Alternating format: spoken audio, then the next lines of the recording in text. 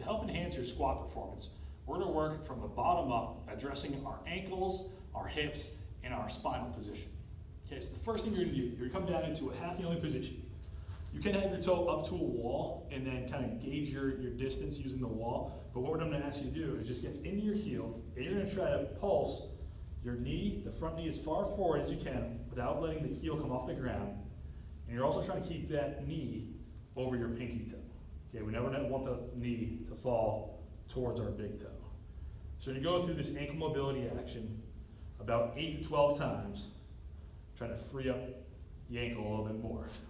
From the forward position, again, not letting the knee turn towards the big toe. I want to keep it over my pinky toe, going as far forward as I can without allowing the heel to come off the ground.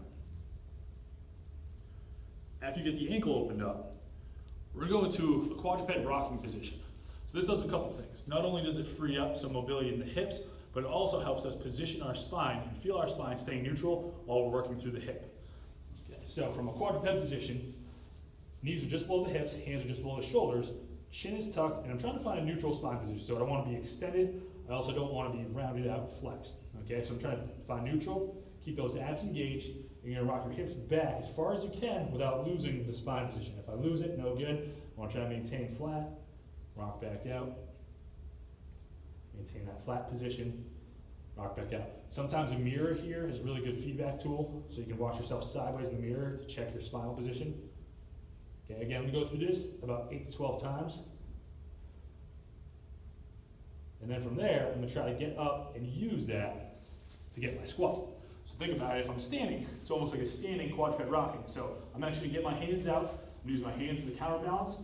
I'm also trying to keep my chest up as high as I can in this position, okay? But keeping those abs engaged. Chest is up, abs engaged, hands are out. And I'm trying to rock, quote unquote, rock back towards my heels as if I were on all fours. And there's my squat.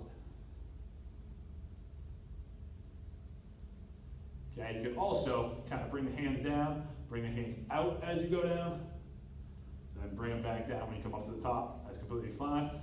From a forward position on the squat, everything is the same, but we're just trying not to let those knees collapse, right? So I'm going down, not letting the knees turn inward, coming off that. If you find that it's difficult not to drive forward and not let the heels come off the ground, you can put a block in front of you. So imagine if either my toes are up to a wall, okay, the wall's a little bit more difficult. I usually use a box or something in front.